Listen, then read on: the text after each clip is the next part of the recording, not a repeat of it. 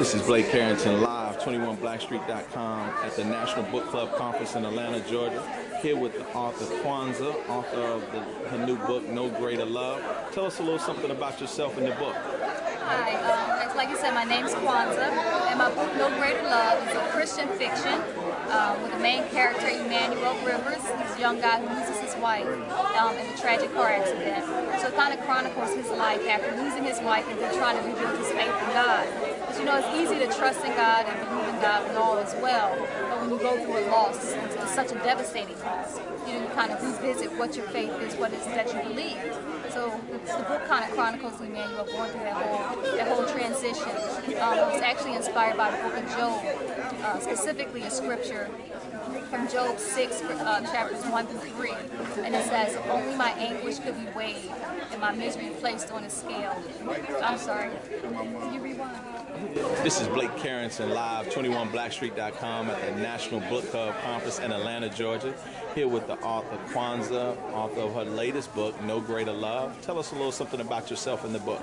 Like you said, my name's Kwanza, and my book, No Greater Love, is actually a Christian work, Christian fiction. It's a love story that's kind of twofold. It deals with God's love to his people and also the love between a man and a woman. My main character, Emmanuel Rivers, loses his wife in a tragic car accident, and kind of chronicles him going from such a loss and then rebuilding his faith in God and questioning God and just kind of going through the whole emotions of what he's experiencing from such a loss. The book is actually inspired by the book of Job, specifically the scripture Job 6, 1 through 3. And it says, Job says, "If only my anguish could be weighed and all my misery placed on a scale, surely it will outweigh the sands of the seas." So that kind of captures the whole essence of what Emmanuel is dealing with throughout the entire story. It's an awesome book. Like I said, it's Christian fiction, and very excited about it. Now, as a Christian author, what would you say was some of the difficulties that you saw in actually being able to get your book out, especially in the industry right now that's kind of dominated by erotic and street lit? You know, I would say, it's funny, I was just talking to one of the other authors earlier, and I was saying that everything that I do, really, as a Christian author, everything that I do is God-inspired. So I don't move, I don't go, I don't participate in anything unless I really feel ushered by the Spirit of God to do that. So I don't really feel any pressure because I know that, you know, it's already been orchestrated, God has already laid the foundation. So what's going to be, it's going to be. Now, did you self-publish the book?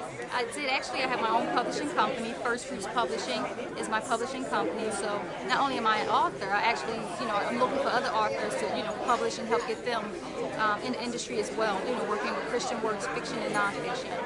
Now, are there any people out in the industry right now, whether it's Christian fiction or general fiction, that if you could have them as a mentor that you would like to have? Do they have to be alive? Well, for me, Ralph Ellison is the ultimate writer. Invisible Man for me is my literary Bible. I go back to it often, read it often. His ability to write is unmatched. So that's one of the authors that I constantly read. Right now, there's not really anybody else that I read, but Ralph Ellison is like next to my book, next to my bed. That's the book that I pick up. And what do you think? I heard a lot of people are talking about how some Christian fiction, I don't know how familiar you are with it, but they're talking about how the covers, they can't really differentiate between them and the erotic fiction or the other general fiction that's out there. Well, for me, you know, I think it's a change in mindset. So people think Christian fiction, so immediately they want to see a picture of Jesus or some other artifact that represents Christianity.